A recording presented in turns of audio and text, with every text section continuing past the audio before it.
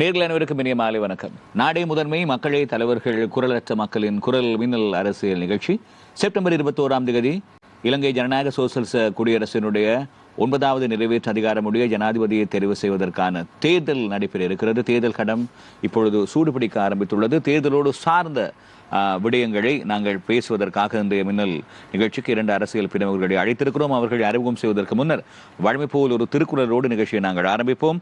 அதிகாரம் நடுவு நிலைமை. திருக்குறள் 115வது திருக்குறள். கேடும் பெருக்கமும் இல்லல்ல நெஞ்சத்து கோடாமை சார்ந்தோர்க்கு அணி. ஒருவருக்கு வாழ்வும் தாழ்வும் உலக இயற்கை, அந்த இரு நிலைமைகளிலும் நடுவு நிலைமையாக இருந்து உறுதி காட்டுவதே பெரியோருக்கு அழகு என்று திருவள்ளுவர் சொல்கிறார். இன்றைய நிகழ்ச்சியில் எங்களுடைய 2 அரசியல் பிரமுகர்களை நாங்கள் அழைத்திருந்தோம். அதிலே நிகழ்ச்சிக்கு வருகை தந்திருக்கிறார் தமிழீழ விடுதலை இயக்கத்தினுடைய செயலாளர் நாயகம் பாராளுமன்ற உறுப்பினர் கோவிந்தன் கருணாகரம் அவர்கள். வணக்கம் கோவிந்தன் கருணாகரம் அவர்களே. வணக்கம் சக்தி நேயர்களுக்கும் வணக்கம் கோவிலே.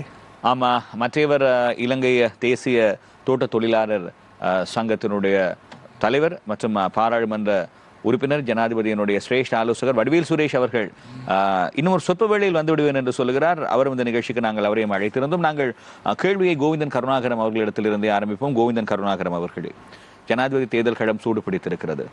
என்னுடைய நினைவு கட்டிய வகையிலே தாங்கள் பாராளுமன்ற அரசியலிலே ஒரு முதிர்ந்த அனுபவம் இருக்கின்றவர் என்கின்ற காரணத்தினால் நான் பிழையாக சொன்னால் திருத்துங்கள் என்னை. 1982 என்று நான் நினைக்கிறேன்.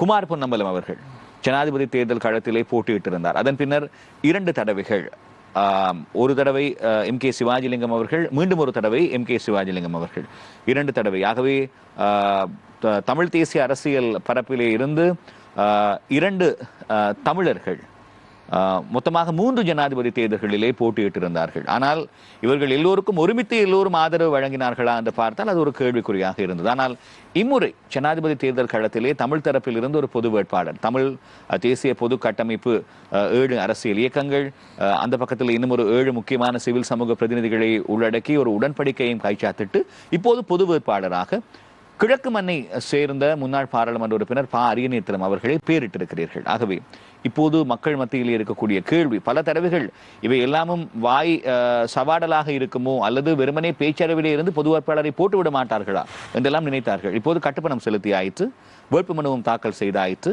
அவருக்கு என்று சங்கு என்பது அவருடைய சின்னமாகவும் வழங்கப்பட்டிருக்கிறது.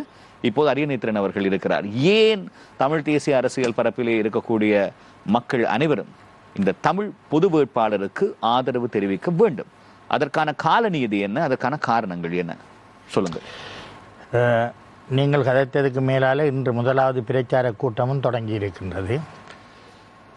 உண்மையிலேயே இந்த நிறைவேற்று அதிகாரம் கொண்ட ஜனாதிபதி முறைமை சட்டவாக்கம் 1978 கொண்டு வரப்பட்டாலும் 82 முதலாவது தேர்தலிலே குமார் பொன்னம்பலம், அதற்கு பிறகு 2 தடவைகள் சிவாஜிலிங்கம் போட்டியிட்டார்.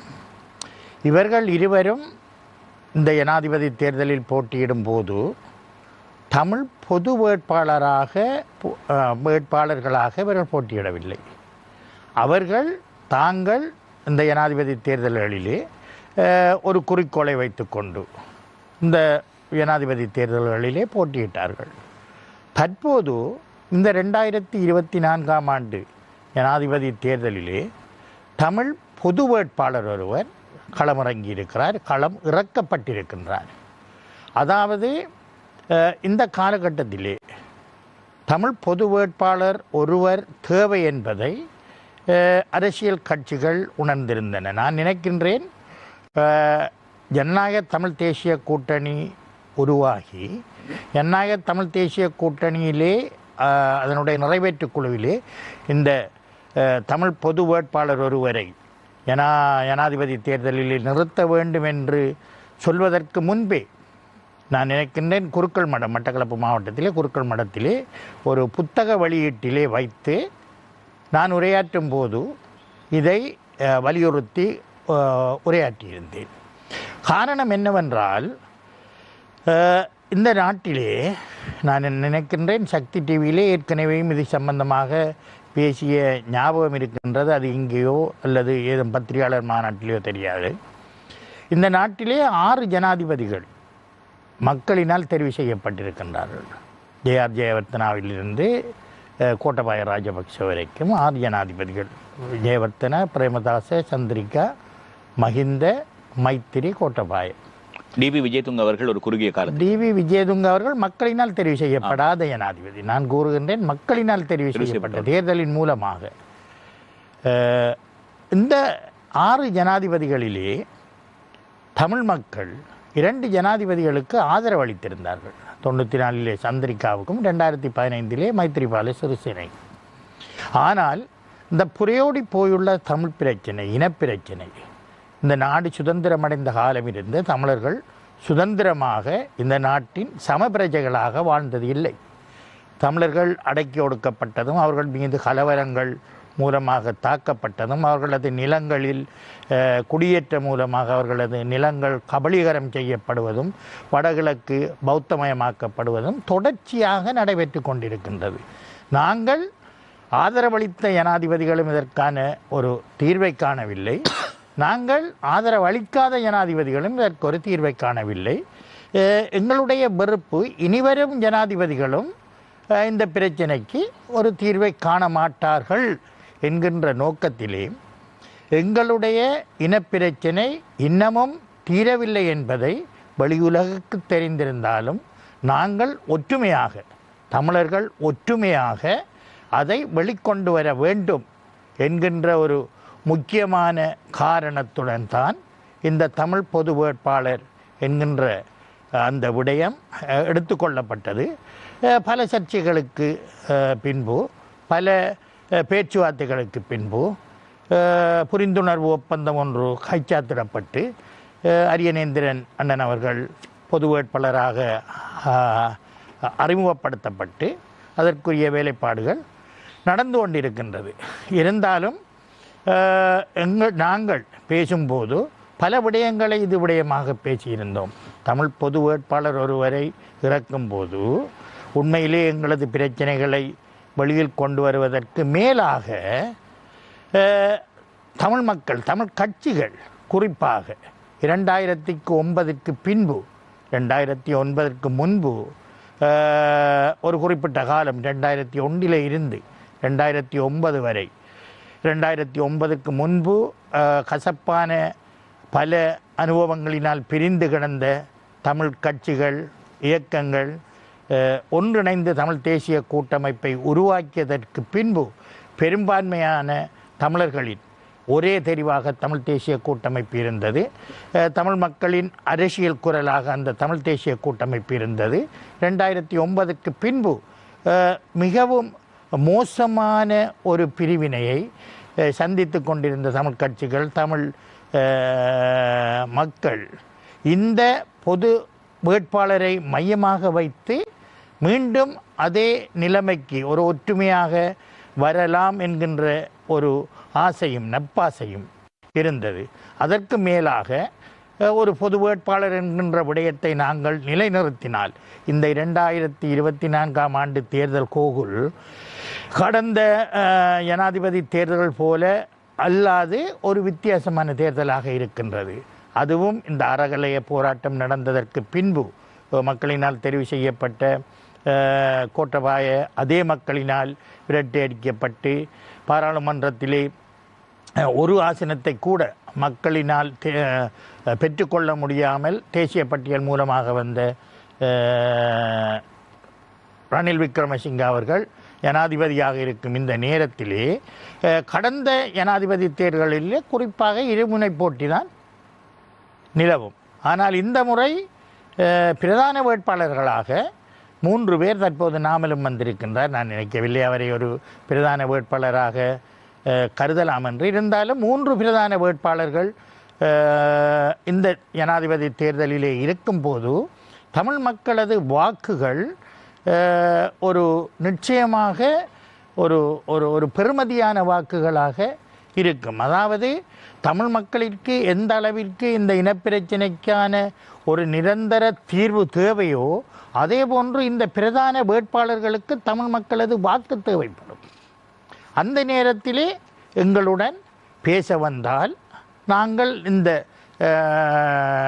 தமிழ் பொது வேட்பாளரை இறக்கிய இந்த கட்டமைப்பு அவர்களுடன் பேசி ஒரு ஒரு ஒரு ஒரு நிரந்தர தீர்வை காண்பதற்கான உத்தியையும் கையாள வேண்டும் என்கின்ற ஒரு அடிப்படையையும் நாங்கள் கொண்டிருந்தோம். கோவிந்தன் கருணாகரம் அவர்களே, இப்போது தமிழ் தேசிய பொது கட்டமைப்பு என்கிற ஒரு அமைப்பு இருக்கிறது. ஒரு கட்டமைப்பை உருவாக்கி இருக்கிறீர்கள். இதிலே அரசியல் இயக்கங்கள் இருக்கின்றன, சிவில் அமைப்புகள் இருக்கின்றன, சிவில் சமூக செயற்பாட்டர்கள் இருக்கிறார்கள், எல்லோரும் இருக்கிறார்கள். ஆகவே தமிழ் தேசிய பொது கட்டமைப்பிலே அங்கம் வகிக்கக்கூடிய தமிழ் மக்கள் தேசிய கூட்டணி தவிர்ந்த அரசியல் கட்சிகளை சேர்ந்தவர்கள் அண்மையிலே போய் ஜனாதிபதியை சந்தித்திருந்தீர்கள். இது சம்பந்தமாக, இந்த பொது வேட்பாளர் என்கிற அந்த விடயம் சம்பந்தமாக, பல்வேறு விடயங்கள் சம்பந்தமாக ஜனாதிபதியை சந்தித்திருந்தீர்கள். அதே வேளையிலே அதற்கு அடுத்த நாள் அதிகாலை வேளையிலே போய் எதிர்க்கட்சி தலைவரையும் நீங்கள் சந்தித்திருந்தீர்கள். இப்படியான சந்திப்புகள் நடந்தேறி இருந்தன. இதிலே ஒரு விமர்சனங்கள், ஏதாவது ஒரு காரியத்தை நாங்கள் முன்னெடுக்கின்ற போது விமர்சனங்கள் என்பது நிச்சயமாக வரும். இதிலே ஒரு சந்தேகம் இருக்கிறது, ஒரு விமர்சனம் இருக்கிறது. என்னவென்றால், இந்த தமிழ் தரப்பில் இருக்கின்ற ஒரு பொது வேட்பாளரை களமிறக்குவதற்கான காரணமே தற்போது இருக்கிற ஜனாதிபதிக்கு, தற்போது ஆட்சியில் இருக்கிற ஜனாதிபதி ரணில் விக்ரமசிங்கவுக்கு ஆதரவு தெரிவிப்பதற்கான ஒரு வாய்ப்பு. ஏனென்றால் இறுதியாக நடைபெற்ற ஜனாதிபதி தேர்தலிலே பெரும்பான்மையான வடக்கு கிழக்கு வாக்குகள் தற்போதைய ஐக்கிய மக்கள் கூட்டணியினுடைய தலைவராக, எதிர்க்கட்சி தலைவராக இருக்கின்ற சஜித் பிரேமதாசவுக்கு சென்றது.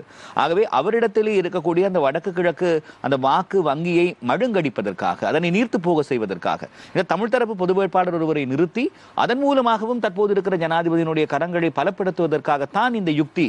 ஆகவே வேட்புமனு தாக்கல் செய்த பின்னரும் கூட தேர்தலிலே களம் காண்பதற்கு முன்னர் பின்வாங்குவதற்கான வாய்ப்பு இருக்கு என்கிற விமர்சனங்கள் இருக்கின்றன. இந்த விமர்சனங்களுக்கு உங்களுடைய பதில் என்ன?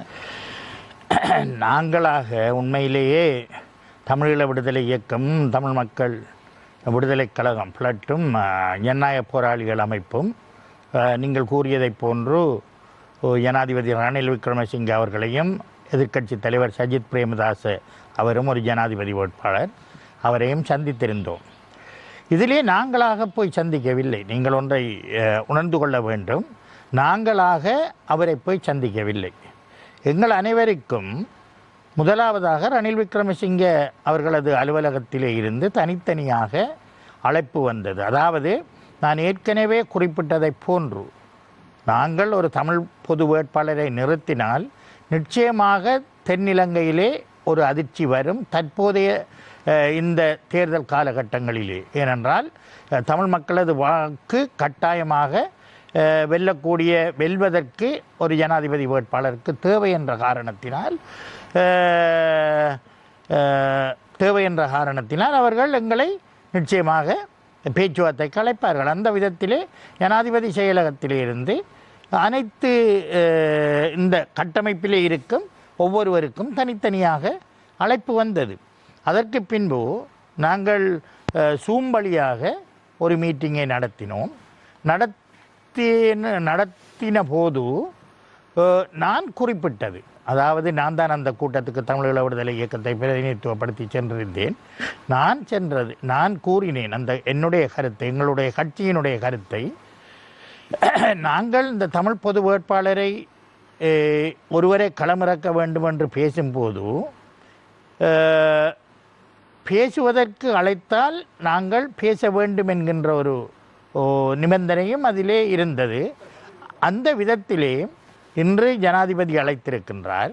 நாங்கள் போய் பேச வேண்டும் என்பதை நான் வலியுறுத்தினேன். ஏனென்றால் எங்களுக்கு நாங்கள் பல கோரிக்கைகளை, பல நிபந்தனைகளை வைத்துத்தான் இந்த தமிழ் பொது வேட்பாளரை இறக்கியிருக்கின்றோம். அந்த கோரிக்கைகளை எங்களை அழைக்கும் ஜனாதிபதி வேட்பாளர் தற்போது ரணில் விக்ரமசிங்கே அழைத்திருக்கிறார். நாங்கள் போய் அவருடன் பேசுவோம். பேசி அவர் எங்களது கோரிக்கையை ஏற்றுக்கொள்ளாத விடத்து நாங்கள் தமிழ் பொது வேட்பாளர் என்கின்ற நிலைப்பாட்டில் தொடர்ச்சியாக நிற்போமாக இருந்தால் மக்கள் இன்னும் கூடுதலாக எங்களை ஆதரிப்பார்கள். ஏனென்றால் ஜனாதிபதி அவர்கள் அழைத்தார், இவர்கள் சென்றார்கள், சென்றும் ஜனாதிபதி இவர்களது கோரிக்கையை நிராகரித்து விட்டார் என்கின்ற ஒரு நிலைப்பாடு வரும்போது தமிழ் மக்கள் மேலும் எங்களுக்கு உறுதியான ஆதரவை தருவார்கள் என்கின்ற கருத்தை நான் முன்வைத்திருந்தேன். அந்த சமயத்தில் தான் நாங்கள் பாராளுமன்றத்தை கூட பிரதிநிதித்துவப்படுத்துகின்றோம். தெலோ பிளட் 2 கட்சிகளும் இந்த கூட்டுக்குள்ளே இருக்கும் இந்த கட்சிகளில் 4 பாராளுமன்ற உறுப்பினர்கள் பிரதிநிதித்துவப்படுத்தும் இந்த 2 கட்சிகளும் ஜனாதிபதி அழைக்கும் போது நாங்கள் போய் பேசுவோம். அதற்காக நாங்கள் பொது வேட்பாளர் என்கின்ற விடயத்தை கைவிடுகின்றோம் என்றில்லை. பேச அழைத்த போது நாங்கள் பேசுவோம். ஆகவே எந்த ஒரு சந்தர்ப்பத்திலும் பொது வேட்பாளரை தேர்தல் களம் வரை இறக்கி இப்போது பிரசாரம் கன்னி பிரசார கூட்டம் யாழ் முற்றவெளியிலே முல்லைத்தீவு முள்ளியவளையிலே ஆரம்பமாக இருக்கிறது என்று சொல்லுகிறார்கள். ஆகவே பிரசாரங்களை செய்து இறுதி வரை அவர் தேர்தல் களத்திலே இருப்பார், எந்த ஒரு காரணம் கொண்டும் பின்வாங்க மாட்டார் என்கிற உறுதிமொழியை வழங்குகிறீர்களா? இறுதி வரை இருக்க வேண்டும். ஏனென்றால் அன்று அந்த சூம்பலியாக நாங்கள் பேசும்போது ஒரு சில கட்சிகள், நாங்கள் உட்பட ஒரு சில கட்சிகள், அங்கு சென்று பேசிய கட்சிகள் நாங்கள் பேச்சுவார்த்தைக்கு செல்ல வேண்டும் என்று கூறியிருந்தோம். ஆனால் அதே நேரத்திலே ஏனைய கட்சிகளும் அந்த பொது சபையிலே இருந்து பொது கட்டமைப்புக்குள் வந்த தனிநபர்களும் கூறினார்கள், நாங்கள் முறையான அழைப்பு, அதாவது முறையான அழைப்பு எங்களுக்கு வரும்போது வேட்புமனு தாக்கல் செய்ததற்கு பின்பு ஒரு சரியான திகதியை சந்தித்து நாங்கள் அவர்களுடன் பேசுவோம் என்கின்ற ஒரு முடிவு அன்று எடுக்கப்பட்டது. மாத்திரமல்ல, ஜனாதிபதிக்கும் ஒரு கடிதம் எழுதப்பட்டது அந்த பொது கட்டமைப்பினால். நொமினேஷனுக்கு நாங்கள் தற்போது இந்த நொமினேஷன் விடயத்திலே பிஸியாக இருக்கின்றோம். எங்களில் சிலர் இது விடயமாக ஒரு முடிவெடுத்திருக்கின்றோம். நொமினேஷனுக்கு பின்பு ஒரு திகதியை சந்தித்து நாங்கள் பேச வேண்டுமென்றால் பேசலாம் என்கின்ற ரீதியிலே தான் கடிதம் எழுதியிருந்தார்கள். நாங்கள் அன்று சந்தித்த, நான் நினைக்கின்றேன் ஒரு திங்கட்கிழமை பிற்பகல் 4 மணிக்கு ஜனாதிபதியை சந்தித்து விட்டு நான் என்னுடைய இருப்பிடத்திற்கு வரும்போது வழியிலேயே சஜித் பிரேமதாசாவிடம் இருந்து தொலைபேசி அழைப்பு வருகின்றது. நாங்கள் ஜனாதிபதியுடன் சந்தித்து விட்டு எதிர்க்கட்சி தலைவரை சந்திக்காமல் இருக்க முடியாது. அவரும் ஒரு வேட்பாளர், ஒரு பிரதான வேட்பாளர். இந்த நிலையில்தான் இந்த பேச்சுவார்த்தை நடைபெற்றது. இன்று இந்த பிரச்சார கூட்டம் நடைபெறுகின்றது. பொதுவாக கோகுல், நாங்கள் ஒன்றை சிந்திக்க வேண்டும். நாங்கள் ஒரு தமிழ் பொது வேட்பாளர் ஒருவரை நிறுத்தி நாங்கள் ஒரு கணிசமான வாக்குகளை பெறுவதற்கான முயற்சியை நாங்கள் எடுத்துக்கொண்டிருக்கின்றோம்.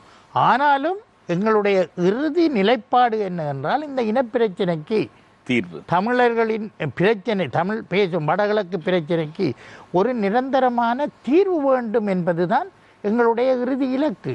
அந்த தீர்வு கூட இலங்கை அரசுடன் தான். அது யார் ஜனாதிபதியாக வாராரோ அல்லது யார் ஆட்சி அமைக்கிறார்களோ அவர்களுடன் தான் நாங்கள் பேசி தீர்க்க வேண்டும். இன்னொரு கேள்வி கேட்டீர்கள்.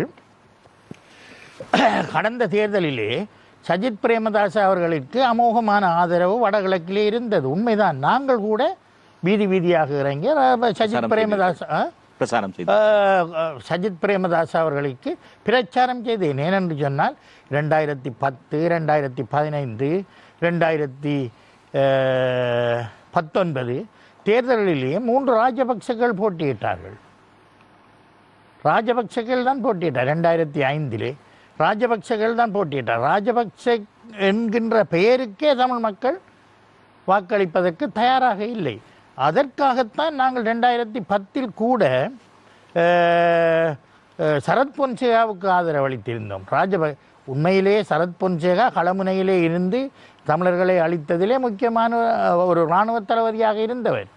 அப்போது நாங்கள் வில்லுக்கு ஆதரவளிப்பதா, அம்புக்கு ஆதரவளிப்பதா, எய்தவருக்கு என்ற கணக்கிலே நாங்கள் சரத் பொன்சேகாவுக்கு ஆதரவளித்த நாங்கள்.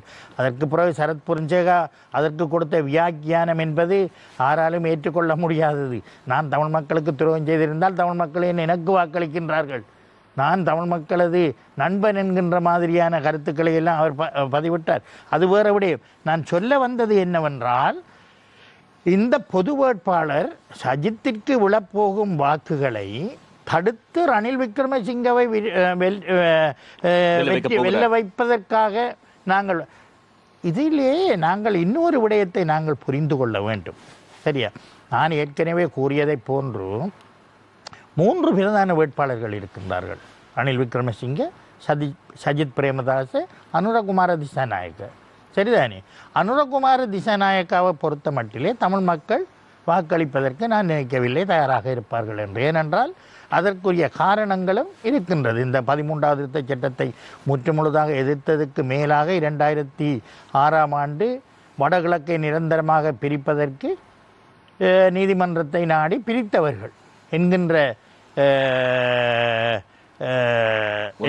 செய்தி தமிழ் மக்களுக்கு தெரியும்.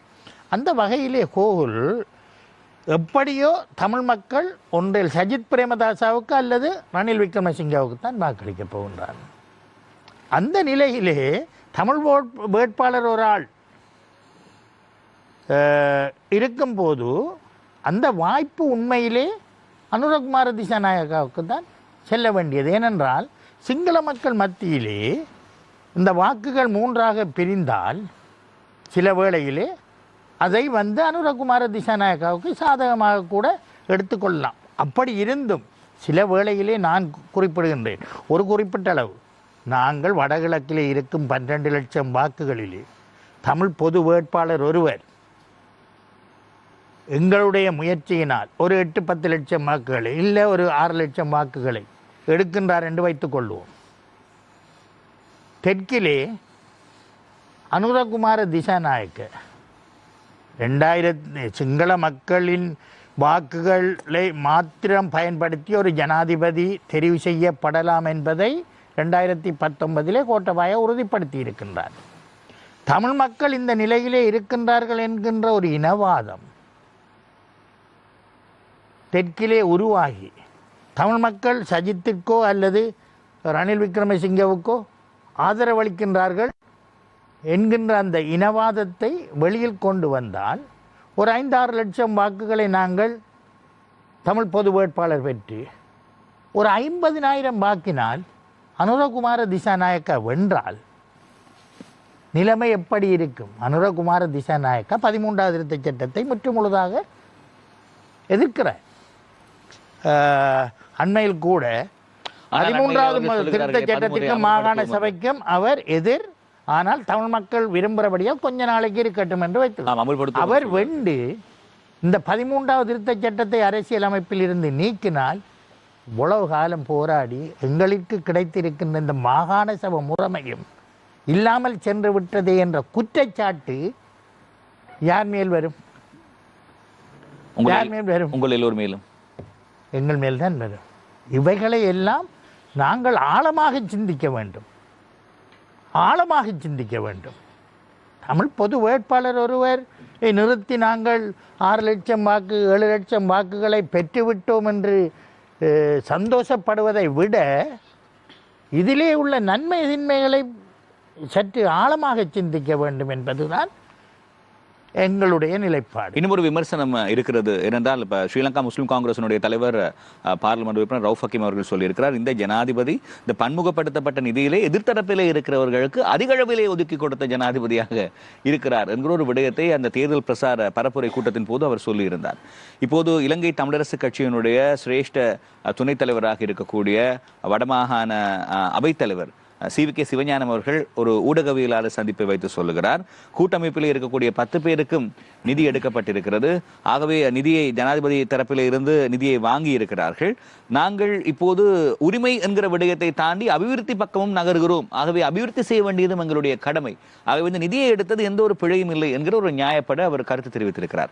இப்போது இருக்கிற கேள்வி என்னவென்றால், எப்போதுமே இலங்கை தமிழரசு கட்சி தமிழ் தேசிய கூட்டமைப்பாக இயங்குகின்ற காலகட்டத்திலே முன்வைக்கக்கூடிய ஒரு விடயம் என்னவென்றால், நாங்கள் உரிமைக்காகத்தான் முன்னிற்கிறோம் என்று. ஏனென்றால் உரிமையோடு கூடிய அபிவிருத்தி என்று தமிழ் தேசிய கூட்டமைப்பில் இருந்து பிரிந்து சென்ற சதாசிவம் வியாழேந்திரன் அவர்கள் ஒரு பக்கத்திலே சொன்னார். இன்னொரு பக்கத்திலே அங்கஜன் ராமநாதன் அவர்கள் உரிமையோடு கூடிய அபிவிருத்தி என்கிற ஒரு முழக்கத்தோடு தான் இறுதியாக நடைபெற்ற தேர்தல் பிரசார பாராளுமன்ற தேர்தலிலும் அவர் பிரசார நடவடிக்கைகளை முன்னெடுத்திருந்தார்.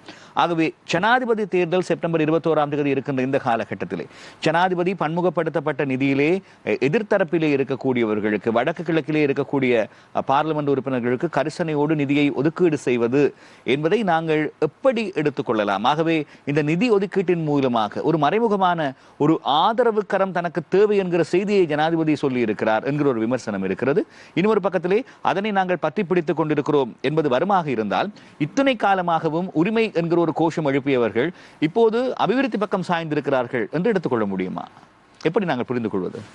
உண்மையிலேயே இந்த பன்முகப்படுத்தப்பட்ட வரவு செலவு திட்டத்தின் ஊடாக தற்போது மாத்திரமல்ல கோகுல், ஒரு பாராளுமன்ற உறுப்பினருக்கு தொடர்ச்சியாக காலங்காலமாக ஒதுக்கீடுகள் செய்து கொண்டு வருவது.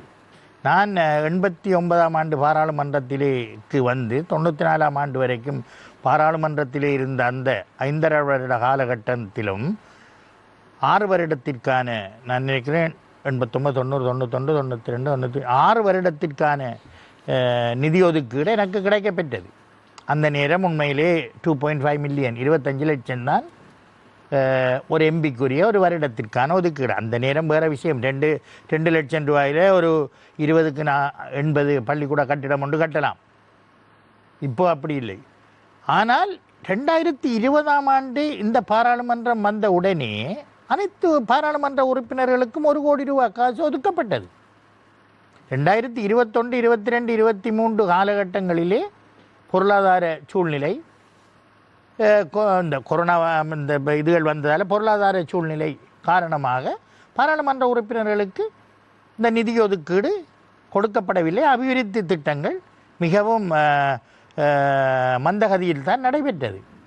ஆனால் தற்போது பொருளாதாரம் ஓரளவிற்கு சீரடைந்திருக்கின்ற நேரம் நான் நினைக்கின்றேன் வடகிழக்கு உள்ள தமிழ் மக்களுக்கு மாத்திரமல்ல, தமிழ் பாராளுமன்ற உறுப்பினர்கள் மாத்திரமல்ல, கூடுதலான பாராளுமன்ற உறுப்பினர்களுக்கு 50 மில்லியன் 5 கோடி ரூபாய் நிதி ஒதுக்கீடு கிடைக்கப்பெற்றது. அது எனக்கும் கிடைக்கப்பெற்றது. நான் நினைக்கிறேன் தமிழ் தேசிய கூட்டமைப்பை பிரதிநிதித்துவப்படுத்தும் 10 பாராளுமன்ற உறுப்பினர்களுக்கும் கிடைத்தது. பிரச்சனை என்னவென்று சொன்னால், சில பாராளுமன்ற உறுப்பினர்களுக்கு, அது தமிழ் பாராளுமன்ற உறுப்பினராயும் கிடைத்திருக்கிறது, முஸ்லீம் பாராளுமன்ற உறுப்பினராயும் இருக்கலாம், வேறு சிங்கள பாராளுமன்ற உறுப்பினர்களாக இருக்கலாம், அதிகம் கிடைத்திருக்கின்றது. நான் நேற்று முந்த நாளோ ஒரு கடிதம் ஒன்று பார்த்தேன். அம்பாறை அரசாங்க அதிபர் அம்பாறை மாவட்டத்திலே உள்ள பிரதேச செயலகங்களுக்கு ஒரு கடிதம் அனுப்பி இருக்கின்றார். குறிப்பிட்ட அந்த ஒதுக்கீடுகளை உடனடியாக நிறுத்தும்படி. அப்போது ஒரு பாராளுமன்ற உறுப்பினர் அரசாங்கத்திடமிருந்து நிதியை பெற்று அவர் எதிர்த்தரப்பிற்கு சென்றபடியால் அந்த விசேட நிதி, அதாவது அது பன்முகப்படுத்தப்பட்ட வரவு செலவு திட்டத்தின் ஊடாக எங்களுக்கு கொடுக்கப்பட்ட 50 மில்லியன் 5 கோடி நிதி அல்ல, ஜனாதிபதியின் உத்தரவின் பேரிலே கொடுக்கப்பட்ட விசேட நிதிகள் ஒதுக்கப்பட்டிருக்கிறது. அந்த விசேட நிதியின் மூலமாகத்தான் தமிழ் தேசிய கூட்டமைப்பின் பாராளுமன்ற உறுப்பினர் தம்பி சாணக்கியன் அவர்களுக்கும் 400 மில்லியன் 40 கோடி ரூபாய் ஒதுக்கப்பட்டதாக நான் கூறவில்லை. அவர்தான் ஒரு நிகழ்விலே, மட்டக்களப்பிலே எரிவிலே நடந்த ஒரு நிகழ்விலே ஒரு வாசியசாலைக்கு ஏற்கனவே கொடுக்கப்பட்ட அந்த 5 கோடி ரூபாய் பெறுமதிய 5 கோடி ரூபாய் ஒதுக்கீட்டிலே 3 லட்சம் ரூபாய்க்குரிய புத்தகங்களை கையளித்து விட்டு அவர் கூறியிருந்தார், அந்த ஊரிலே இருக்கும் ஒரு மைதான புனரமைப்புக்கு 5.5 மில்லியன் 55 லட்சம் ரூபாய் ஒதுக்கி இருக்கின்றேன். எனக்கு ஜனாதிபதி அவர்கள் 596 மில்லியன் நிதி ஒதுக்கி இருக்கின்றார் என்று. அது வரவு செலவு திட்டத்தினோட பன்முகப்படுத்தப்பட்ட வரவு செலவு நிதி அல்ல, அது விசேடமாக ஜனாதிபதியினால் ஒதுக்கப்பட்டது. அதற்கு அவர் ஒவ்வொரு காரணங்கள் சொல்லுவார். இருக்கிறவர்களுக்கு அப்படியான விசேட கவனிப்பு கிடைக்கிறதா? தமிழ் தேசிய கூட்டமைப்பில் இருக்கிறவர்களுக்கு பன்முகப்படுத்தப்பட்ட நிதியை தவிர்த்து விசேட கவனிப்பு இந்த நாட்களிலே நடந்திருக்கிறதா? என்னை பொறுத்தளவிலே நான் அறியவில்லை, நான் அறியவும் இல்லை. நான் அறிவதற்காக அதற்குள் மூக்கு நுழைப்பதற்கும் விரும்பக்கூடிய ஒரு அரசியல்வாதியோ பாராளுமன்ற உறுப்பினரோ இல்லை. நான் கூட இதை வெளிப்படுத்தி இருந்தேன். ஒரு பத்திரிகையாளர் மாநாட்டிலே ஒரு ஊடகவியலாளர் கேட்ட கேள்விக்கான பதிலை சொல்லியிருந்தேன். தம்பி சாணக்கியன் அவர்களாகத்தான் கூறியிருந்தார், தனக்கு இவ்வளவு நிதி கிடைக்கின்ற மட்டக்களப்பு மாவட்ட அபிவிருத்திக்கு. பன்முகப்படுத்த வரவு செலவு திட்டம் என்றால் எல்லோருக்கும் ஒரே சமமாக கொடுத்திருந்தால் அதை பன்முகப்படுத்த வரவு செலவு திட்டத்திற்குள்ளாக கொடுத்த நிதி. இந்த விடயம் விளங்காமல் அந்த தமிழரசு கட்சியினுடைய சிரேஷ்ட உபதலைவர் CVK சிவஞானம் அவர்கள் வாக்கி வந்த வழி உலர்கின்றார். அவருடைய கதை அப்படித்தான்.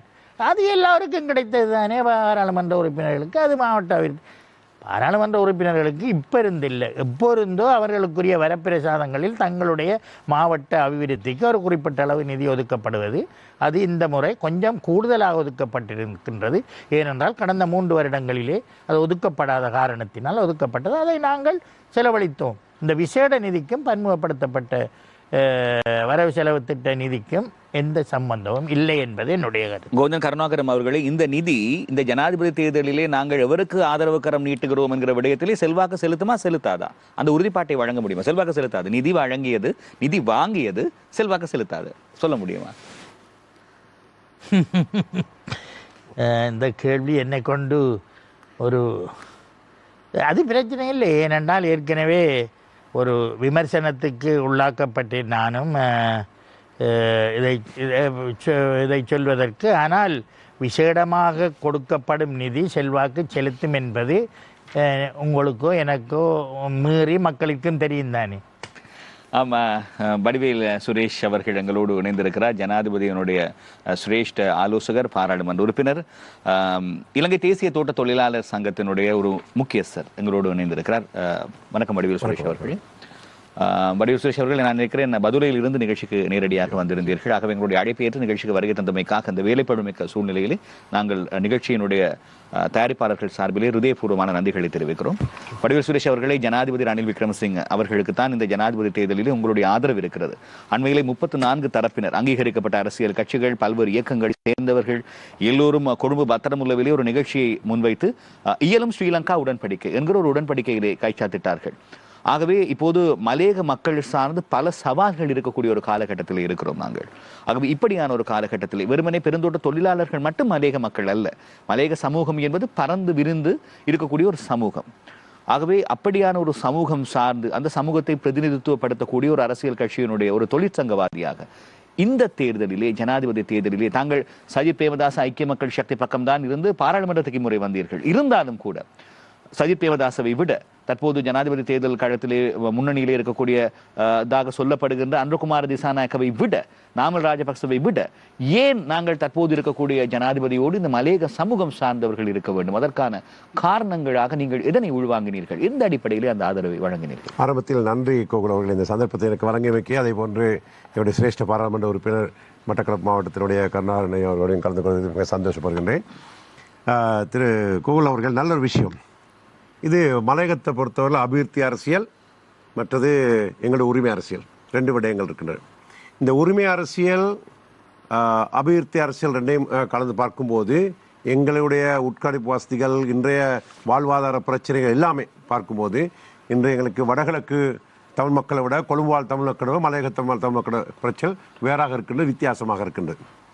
இதிலே என்னுடைய அனுபவத்திலே கடந்த 20 வருடத்துக்கு மேலாக பாராளுமன்றத்திலே இருக்கின்ற இந்த அனுபவத்திலே நான் அவதானித்த விடயங்கள் நிறைய இருக்கின்றன. உள்நாட்டிலும் வெளிநாட்டிலும் அவதானித்தது. நாட்டினுடைய வங்குரோத்து நிலைமை இருந்த காலகட்டத்திலேயும் கூட, அதுக்கு முன்பு கூட அந்த நாட்டினுடைய ஜனாதிபதி மஹிந்த ராஜபக்ச அவரோடு ஐக்கிய நாட்டு சபைக்கு நியூயார்க்கு சென்றிருந்த போது அந்த கலந்து கொண்டிருக்கின்றேன். அதுக்கு பிறகு மைத்ரிபால சிறிசேன ஜனாதிபதி அவருடன் கலந்து கொண்டிருக்கின்றேன். தற்போதைய ஜனாதிபதி ரணில் விக்ரமசிங்க அவரோடும் நான் கடந்த மாதங்களுக்கு முன்பாக போய் கலந்து கொண்டேன். அங்கு சர்வதேசத்தால் அங்கீகரிக்கப்பட்ட அந்த முறை எவ்வாறு அவரை ஏற்றுக்கொள்கின்றார்கள், எவ்வாறான விடயங்களிலே அவர்கள் முதலிடம் கொடுக்கிறார்கள் என்பதால் எனக்கு காணக்கூடியதாக இருந்தது. அப்பொழுது வெறுமனே நான் நியூயார்க் நகரில் இருந்து அந்த விமானத்திலே வரும்போது தான் அவருடைய பேச்சு கொடுத்து நான் விசாரித்தேன் எவ்வாறு எனக்கு நிச்சயமாக தெரிந்த நிதியெல்லாம் வந்து சரி. எங்கள் பாரி ஒரு நிக்கட்டான சூழ்நிலை. இந்த கடந்த காலங்களில் இருந்த அந்த பொருளாதார பிரச்சனை ஆக கூடுதலாக பாதிக்கப்பட்ட மக்கள் மலைய மக்கள் ஆக கூடுதலாக ஒரு ஒரு ஒரு கர்ப்பிணி தாயை கூட ஒரு இடத்துல இருந்து இன்னொரு வைத்தியசாலைக்கு கொண்டு வரக்கூடிய ஒரு நிலைமையில் ஒரு முச்சக்கர வண்டி கூட இல்லாத ஒரு சூழ்நிலை இருந்துச்சு. இதெல்லாம் நான் அவதானித்து பார்த்து கொண்டேன். மற்ற அனுபவசாலி என்ற வகையில் எனக்கும் ரணில் விக்ரமசிங்க பெரிய ஒரு சொந்த உறவு தொடர்பில்லை. நான் ஏமாறிக்க பாராளுமன்றத்தில் அவரோட விவாதித்த ஒருத்தரும் கிடையாது. மிக மோசமான முறையில் நாங்கள் 2 பேரும் வழக்கு போட்டுக்கிறோம். அவர் எனக்கு வழக்கு போட்டுக்கிறேன், நான் அவருக்கு வழக்கு போட்டுக்கிறேன். ஆனால் ஒரு ஜனாதிபதி ஒருத்தர் தேர்ந்தெடுக்குன்ற போது இந்த எனக்கு சஜித்தும் யாருன்னு தெரியும், ரணிலும் அவர்களும் தெரியும், அன்றகுமாரை நாங்கள் மறந்துடுவோம். அதை எங்கள் மக்களோட இணைச்சி சேர்த்து பேச முடியாது. இது 2 ஒப்பிட்டு பார்க்கும்போது இன்றைக்கு எனக்கு நாட்டுக்கு இருக்கிற நிலைமையில் எங்கள் சமூகத்தில் ஓரளவு வேணும் பெருமூச்சு விட்டு போகக்கூடிய பயணம், எங்களுடைய பிரச்சனைகளை அறிந்து கொண்ட ஒரு வகையில் செய்யக்கூடிய பயணம் என்னன்னு எனக்கு தெரியும். அவரோட சேர்ந்த டீமும் என்ன யாருன்னு எனக்கு தெரியும், இவரோட சேர்ந்திருக்க டீமும் யாரும் என்னன்னு தெரியும். ஆகவே அது அவரவர் தீர்மானிக்குது. என்னுடைய தூரநோக்கு சிந்தனையில் நான் நினைக்கிறேன் இவருடைய வயது அனுபவத்தின் வேலை திட்டங்களில் விடயங்கள் இப்போ இந்த ஒரு சில வாரங்களை கூட சில விடயங்களை எனக்கு சாதிக்கக்கூடியதாக இருந்தது. சில அவர் எடுத்த விடயங்களை மாற்றக்கூடிய விஷயங்களாக இருந்துச்சு. குறிப்பாக அந்த லயன் அறைகளை தோட்ட கிராம வேலை திட்டங்களை நான் அதை மாற்றி அமைச்சு நேற்று அந்தபுரத்தில் ஸ்டேஜ்லேயே ஒரு பேச வச்சேன். லயன் அறைகள் அல்ல, இப்பொழுது அனுபவித்திருக்கின்ற காணிகள் அனைத்தையும் எங்களுக்கு குறித்தாகி எங்களுக்கும் அந்த வேலை செய்பவர்களுக்கும் வேலை செய்து ஓய்வு பெற்றவர்களுக்கு சேர்த்து 10 பர்ச்சேஸ் காணியாக எங்களுக்கு உரிமை என்ற இதை கொடுக்கணும்னு சொல்லி அப்படி மாற்றி ஒரு வேலை திட்டங்களை அமைக்கக்கூடிய சூழ்நிலை ஏற்படுச்சு. அதே மாதிரிக்கு இந்த அஸ்வஸ்ம அரசாங்கத்தால் கொடுக்கக்கூடிய சலுகைகள், கோவிட் கொள்ள சலுகைகள்லாம் வீடு வசதிகள் இல்லாத காரணத்தில் ஒரே வீட்டில் உங்களுக்கு அந்த புகார் வந்திருக்கும். திரு உப குடும்பங்கள் 3 குடும்பங்கள் ஒரே வீட்டில், தகப்பன் மகள் கல்யாணம் கட்டின அவங்களும் அந்த வீட்டில், மகன் அந்த வீட்டில். ஆனால் அரசாங்க பிரதேச செயலகங்களில் கணக்கீடு செய்யப்படும் போது அதை ஒரு குடும்பமாக தான் எடுக்கிறாங்க. அப்போ இந்த சலுகைகள் வரப்போகுது. அப்போ இதை அவருக்கு தெளிவுபடுத்தி சொல்லி நான் கடந்த வார அமைச்சரவையில் கேபினெட்டில் அப்ரூவ் எடுக்க வச்ச கேபினெட் டிசிஷன் டேக்கன் வந்து 12 ஆகஸ்ட் 12 ஆகஸ்ட் மாதம் அதை தனி குடும்பங்களாக அவர்கள் கணக்கெடுக்கணும்னு சொல்லி எல்லா பிரதேச செயலகங்களுக்கும் இது என்னுடைய வேண்டுதல் தான். அதே மாதிரிக்கே இந்த லயன் அறைகளை கிராமமாக்குற வேலை திட்டத்தையும் அவருக்கு தெளிவுபடுத்தி சார் தட்ஸ் ராங், இந்த விடயங்கள் தான் நீங்கள் உள்ள சொல்லணும். 10 பட்ச் காணியோட அந்த ஓய்வு பெற்றவங்களுக்கும் வேலை செய்யணும். 10 பட்ச் காணி நாங்கள் அனுபவிக்கிற விளையாட்டு மைதானம், கோவில், நாங்கள் வேற என்ன மரக்கறி தோட்டங்களும் அதை வில்லேஜ் ஆக்குங்க, கிராமக்கன்று அதையும் முழுவாக ஏற்றுக்கொள்ளக்கூடிய ஒரு நிலைமையை நாங்கள் செய்து கொண்டேன். அப்போ இந்த மாதிரி பிரச்சனை அடிப்படை பிரச்சனைகள் கூடுதலாக இருக்குது. நான் இப்போ நிதி ஒதுக்கீடு சமமாக பேசிக்கிட்டு இருந்தீங்க. நான் சந்தோஷமாக சொன்ன 850 மில்லியன் 85 கோடி கொண்டு போயிருக்கேன் பால் மாவட்டத்துக்கு மட்டும். 85 கோடி நீங்கள் பேசுறதுக்காக ரோபர் ரோட் செஞ்சுக்கிட்டு இருக்கேன், நேப்பியர் ரோட் செஞ்சுக்கிட்டு இருக்கேன், ஒய்யா உடவேரி ரோட் செஞ்சுக்கிட்டு இருக்கேன், தம்பத்தர ரோட் செஞ்சுக்கிட்டு இருக்கேன், பூனாகல் ரோட் செஞ்சுக்கிட்டு இருக்கேன். இன்னைக்கெல்லாம் எனக்கு ஓப்பன் போகிறதுக்கு டைம் இல்லை. வடிவேல் சுரேஷ் அவர்களை ஜனாதிபதியினுடைய சிரேஷ்ட ஆலோசகராக வந்த பிறகு இந்த 85 கோடி கிடைத்ததா அல்லது அதுக்கு முன்னரே கிடைத்தது? இல்லை, வந்தோடனே நான் பேசி வந்து தேர்தல் கிடைச்சது. ஆலோசகராக வாரத்துக்கு முன்பதாகவே நான் இந்த நிதியெல்லாம் கொண்டு போயிட்டேன். கலாசாரம் 16 கலாசார கோவிலுக்கெல்லாம் 5 லட்சம் 10 லட்சம் கிடையாது. 1,50,000 இந்து கலாசார மட்டத்தில் 1 லட்சம், இன்னைக்கு 5 லட்சம் 10 லட்சம் 25 லட்சம் கொடுத்துருக்கேன். தெம்மதர் கோயிலுக்கு 25 லட்சம், ஓஎல்எஸ் கோயிலுக்கு 25 லட்சம் மக்கள் கேட்டுக்கொண்டிருப்பாங்க சொல்லலாம். அப்போ நான் என்னோட வேலைகள் நான் செய்து கொண்டு வந்துக்கிறேன். ராவண ஆண்டா எனக்கு ஏன் மக்களுடைய பிரச்சனை நான் தீர்க்கணும். ஆகவே ஏன் மக்களுடைய பிரச்சனை நான் தீர்த்து கொண்டு வேலை திட்டம் செஞ்சுருக்கேன். தொழிற்சங்க அரசியல் 2 இதுகள் இருக்கு. அப்போ ஏற்பாடு ஆனால் எங்கள் உரிமைகள் இப்போ காணி உரிமை சம்பந்தமாக வேலை திட்டங்களை செய்யணும். காணி வேலை திட்டம் நேற்று முன்தினம் அமைச்சர் ஜனாதிபதி அவர்கள் கூப்பிட்டு சொன்னார், தொழிலமைச்சர் நீ பாராடுவே, தொழிற்சமைச்சர் நீ ஓச்சு கொடுத்து எடுத்துக்கொண்டு செய்து கொடுக்க. நான் தொழிற்சமைச்சு செஞ்சால் என் தொழிற்சங்கம் செய்ய முடியாது, சரி காணி அமைச்சு தாங்கன்னு சிரிச்சுக்கிட்டு ஒன்று சொல்லாமல் போயிட்டாரு. ஆகவே என்னுடைய பிரச்சனை வந்து 54 நாளையில் என்னுடைய 3000 லட்சம் வழக்குகளை வாபஸ் பெற வச்சேன். நான் கேள்விப்பட்டேன் சுற்றுலா ராஜாங்க அமைச்சு உங்களுக்கு கொடுக்க போகிறார்கள். அதை கொடுத்தா நான் சந்தோஷம் ஏற்றுக்கொள்ள. எனக்கு தொழில் வாய்ப்புகள் நிறைய கொடுக்கலாம்ல. ஏன்னா அது என்னுடைய துறை. நான் சிலோன் ஒட்டை ஸ்கூலில் லெக்சர் ஒருத்தர், நான் அந்த துறையில் இருந்தவர் என்ற வகையில் அது கிடைச்சா என்னுடைய மலக இளைஞர் யுவதிகளை பயிற்றுவித்து கோட்டை ஸ்கூல்ஸில் இடம் இருக்குது கண்டிப்பாக. அதெல்லாம் எங்கள் இளைஞர் யுவதிகளுக்கு பயிற்றுவிச்சு அந்த தொழில் வாய்ப்பை கொடுக்கக்கூடிய சூழ்நிலை இருக்கும். ஆனால் தேசிய அமைச்சுகளை கொடுப்பாங்களான்னு எனக்கு தெரியல. எனக்கு வடிவேல் சுரேஷ் அவர்கள், இப்போது நாங்கள் கதைக்க வேண்டிய ஒரு முக்கியமான விடயம், இப்போது ஒட்டுமொத்தமாக பெருந்தோட்ட தொழிலாளர்கள் மலையக சமூகத்திலே இருந்தாலும் கூட ஒட்டுமொத்தமாக அவர்களுடைய பிரச்சனை மலையக சமூகத்தினுடைய பிரச்சனை அல்ல, அவர்களுடைய பிரச்சனையும் அதிலே ஒரு அங்கம். ஆனால் அந்த பிரச்சனையும் கட்டாயமாக விவாதிக்கப்பட வேண்டிய ஒரு விடயம். ஏனென்றால் நான் இருக்கிற இதே பக்கத்தில் தான் இதற்கு முன்னர் இருக்கக்கூடிய மின்னல் நிகழ்ச்சிகளில் நான் வலிந்து கேட்ட ஒரு கேள்வி, இந்த தேர்தல் வரப்போகிறது, தேர்தல் ஆண்டினை நாங்கள் இருக்கிறோம், ஜனாதிபதி தேர்தல், பாராளுமன்ற தேர்தல், இந்த தேர்தல் வரை இந்த மலையக பெருந்தோட்டத்துறை பாட்டாளி மக்களினுடைய பிரச்சனையை இழுபறி நிலைக்கு கொண்டு போய் இதை தேர்தல் வாக்குறுதியாக்கி தேர்தல் விஞ்ஞாபனத்திலே உள்ளடக்கி அந்த மக்கள் எல்லோரையும் அவர்களை வயிறும் வாயும் இருக்கிற மக்களாக பார்க்காமல் அவர்கள் எல்லோரையும் வாக்குகளாக பார்த்து தேர்தல் விஞ்ஞாபனத்தில் உள்ளடக்கத்தான் போகிறீர்களா என்கிற கேள்வி எழுப்பியிருந்தேன். தாங்களும் கோபாவேசமாக பதில் கொடுத்திருந்தீர்கள். இல்லை கோகுல், அப்படி எல்லாம் இல்லை, அதற்கு முன்னரே பிரச்சனைக்கு தீர்வு காணுவோம். இப்போது தேர்தல் வரை இந்த பிரச்சனை வளர்ந்திருக்கிறது. இப்போது 2 வர்த்தமானிகள் வெளியிடப்பட்டன, பின்னர் அந்த வர்த்தமானிகள் ரத்து செய்யப்பட்டன. மே தின கூட்டத்திலே ஒரு பிரதான அரசியல் கட்சியினுடைய கூட்டத்திலே ஜனாதிபதி போய் சொல்லியிருந்தார். இப்போது மீண்டும் ஒரு வர்த்தமானி வெளியாகி இருக்கிறது. 1350 ரூபாய் அடிப்படை சம்பளம், 350 ரூபாய் கொடுப்பனவு, மேலதிக கிலோவுக்கான கொடுப்பனவு 50 ரூபாய். ஆரம்பத்திலே நீங்கள் 80 ரூபாய் என்று சொன்னீர்கள், இப்போது 50 ரூபாவாக அது இறங்கி இருக்கிறது. இன்னொரு பக்கத்திலே நாங்கள் இதனை பார்ப்போமாக இருந்தால் நோம்ஸ் என்று சொல்வார்கள். என்னை விட உங்களுக்கு நன்றாக இதை பற்றி தெரியும். ஆகவே 20 கிலோவாக இருப்பதை 22 கிலோவாக்கி விட்டால் மேலதிக கிலோ என்பது அந்த இடத்திலே சாத்தியமில்லாத ஒரு விடயமாகி போய்விடும். ஆகவே இப்படியான பிரச்சனைகளுக்கு மத்தியிலே எந்த நாளில் இருந்து சம்பளம் கிடைக்கும் என்றும் அதிலே குறிப்பிட்டிருக்கிறதா என்பது ஒரு கேள்விக்குறியாக இருக்கிறது. ஆகவே பிரச்சனைக்கு தீர்வு இல்லை, தேர்தல் வரை அதனை வளர்த்திருக்கிறோம், தேர்தல் விஞ்ஞாபனத்திலும் அதனை உள்ளெடுக்கவார்களோ தெரியாது. ஆகவே இன்னமும் மலையக பெருந்தோட்டப்புறை பாட்டாளி மக்கள் ராமன் ஆண்டாலும் ராவணன் ஆண்டாலும் வஞ்சிக்கப்பட்டு தானே இருக்கிறார்கள்.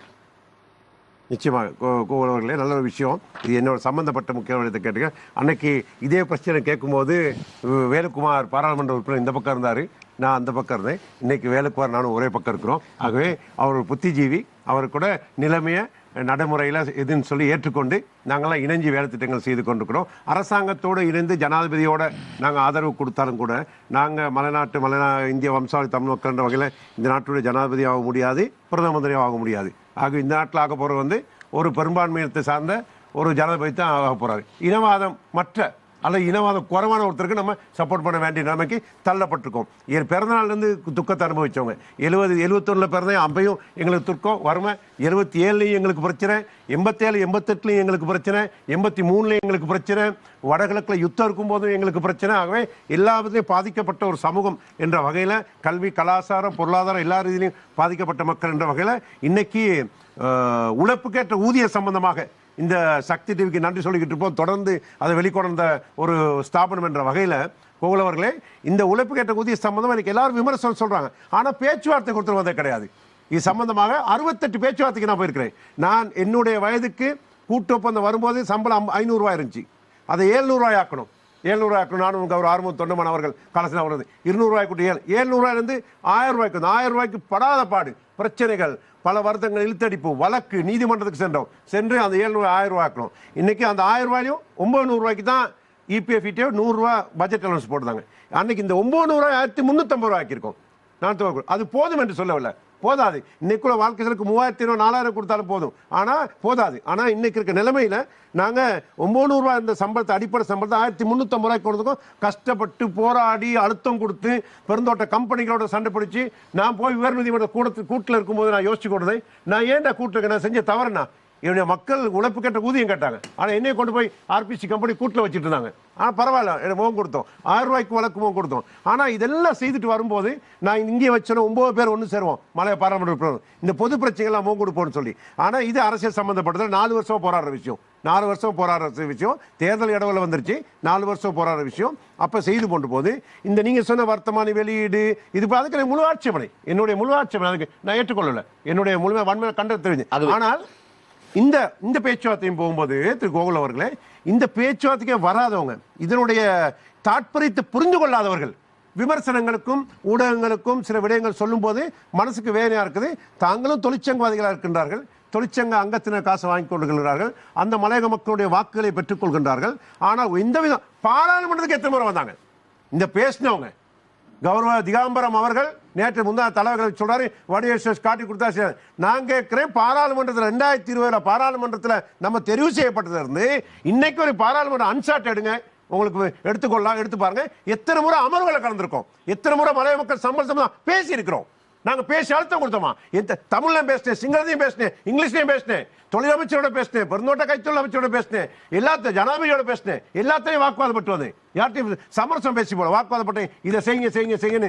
ஆகவே அப்படி செய்து கொண்டு வந்த போது எந்த விதமான ஒரு போராட்டத்தையும் கலந்து கொள்ளாம, பாராளுமன்றத்திலையும் பேசாம, தொழிலமைச்சர் நடந்த எந்த ஒரு பேச்சுவார்த்தைக்கு வராம, பெருந்தோட்ட கம்பெனிகள் ஒரு பேச்சுவார்த்தைக்கு வராம, சம்பள நிர்ணய சபைக்கு வராம, இதனுடைய விடயங்கள் தெரியும். அன்னைக்கு கொண்டு வந்த டிமாண்ட் திரு கோகுல் அவர்களே, 3 வருஷம் சம்பளம் அதிகரிக்க முடியாது. அன்னைக்கு அவங்க கம்பெனிஸ் கொண்டு வந்த டிமாண்ட். அப்புறம் போராட்டங்கள் செய்ய முடியாது. இந்த கிலோகிராம் அவை அனைத்தும் நிராகரிக்கப்பட்டது. சம்பள நிர்ணய சபையில் தீர்மானிக்க வேண்டியது மினிமம் சேலரி மட்டும்தான், அடிப்படை சம்பளம் மட்டும்தான் திரு கோகுல் அவர்களே. அப்ப அடிப்படை சம்பளத்தை மட்டும்தான் சட்டப்பூர்வமா சம்பள நிர்ணய சபையில் செய்யலாம். கிலோ கணக்கு பிளஸ் மைனஸ் நோம் இன்வால்வ் பண்ண முடியாது. ஆனால் 1350 ரூபா அதற்குரிய இபிஎஃப் இடிஎஃப் வந்து வழங்கப்படுகின்ற அதே சந்தர்ப்பத்தில் இந்த கெசட்ல திரு கோகுல் அவர்களே, இது வந்து 2397 27 2024 ஆகஸ்ட் மாதம் 13ஆம் தேதி, அதான் 12ஆம் தேதி தான் சம்பள நிர்ணய சபை கூட்டப்பட்டது. அன்னைக்கு வாக்கு விடப்பட்டது. 13 பேர் வந்திருந்தாங்க திரு கோகுல் அவர்களே. அப்ப என்னுடைய சார்பாக 2 பேர் நான் அனுப்பி அங்க வாக்கு விடப்பட்ட வாக்குலையும் 11 வாக்குகளால் தேர்ந்தெடுக்கப்பட்டது. இது அரசியல் எலெக்ஷன் சம்பந்தப்பட்ட விடயம் அவர்கள். ஆகவே இந்த சம்பளம் செப்டம்பர் 10ஆம் தேதி எல்லா பெருந்தோட்டத்துறை பாட்டாளி மக்களுக்கும் கிடைக்குமா? நிச்சயமா செப்டம்பர் 10. செப்டம்பர் 21 வளமையாக தேர்தல் மறந்துங்களே திருக்கோளூர் வளமையாக நாங்க விட போறது இல்லை, கையில கிடைக்க வரைக்கும் நம்ம தொடர்ந்து போராடிக்கிட்டு இருப்போம். அப்ப இது வந்து அந்த 14 காலவாசம் 3ஆம் தேதி திரும்ப சம்பள நிர்ணய சபைக்கு கால் பண்ணியிருக்காங்க திரு கோகுல் அவர்களை. திரும்ப 3ஆம் தேதி போய் இதை உறுதி செய்யறதுக்கு. அப்ப இதுல ஆட்சேபனை செய்ய மாட்டாங்க கேட்டா, அந்த முன்னுக்கு விட்ட வர்த்தகமானி டைம்லாம் கம்பெனிக்காரங்க பேச்சுவார்த்தைக்கு வந்திருக்கல. இந்த சம்பள நிர்ணய சபையில் பேச்சுவார்த்தைக்கு வந்திருந்தாங்க. இந்த 1350 ரூபா வாங்கும்போது 350 ரூபா ஊக்குவிப்பு தொகை போட்டிருக்கு. இந்த ஊக்குவிப்பு தொகை கிலோ கணக்குக்கா அல்லது 75 நாள் வீதம் வேலைக்கு வந்தால் என்பதை இப்போ கம்பெனிகளோட பேச்சுவார்த்தையை உறுதி செய்து கொள்ளும். ஆனால் 1700 ரூபா கன்ஃபார்ம். இதை அந்தந்த பிரதேசத்தில் இருக்கின்ற, இப்போ நான் வடிவேல் தசாவதாரம் எடுக்க முடியாது. அந்தந்த பிரதேசத்தில் மக்கள் சந்தா வாங்குற தொழிற்சங்க பிரதிநிதிகளுடைய பொறுப்பும் அந்தந்த தோட்டங்களுடைய நிலைமை வேற வித்தியாசமா இருக்கு. தேயிலை தன்மை தாப்பட்டி இல்லை, விபிடி இல்லை, அதில் டவுன் சவுத்தில் தெனியாய பகுதியில் தேயிலை வேற மாதிரி இருக்குது, நுவரா தேயிலை வேற மாதிரி இருக்குது, பதுளை தேயிலை வேற மாதிரி இருக்குது.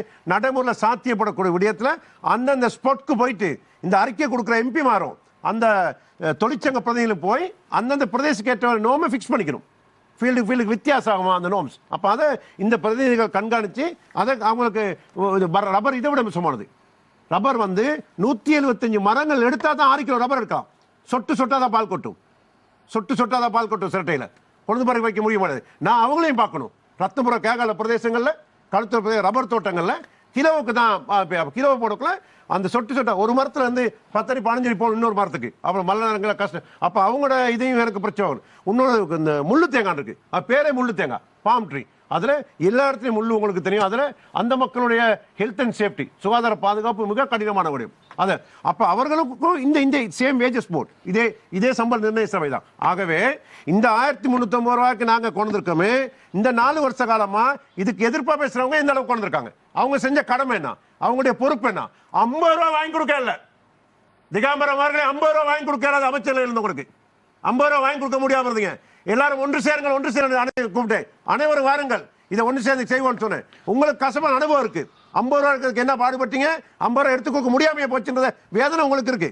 நாங்க நீங்க ஒரே தொழில் செய்யறோம், தெரிஞ்சுக்கொள்ளும். ஆகவே இது என்னுடைய மனதால, என்னுடைய உணர்வால, என்னுடைய ரத்தத்தால ஆகப்பட்ட விஷயம். இது அரசியல் தொழிற்சங்கம் அல்ல, என்னுடைய மலைய மக்களுடைய சம்பள நிகழ்ச்சி. ஆகவே இதனுடைய வேலை திட்டத்தை நாங்க என்ன பண்ணோம், நாங்க எங்களுடைய செஞ்சிருக்கோம் என்னன்றதை நாங்க நான் செஞ்சதெல்லாம் இங்க சொல்றேன். அதைத்தான் சொல்லுமே, செய்த குறை கூறணும்னா கம்பெனி காலத்துக்கு வக்காலத்து வாங்கிறோம்.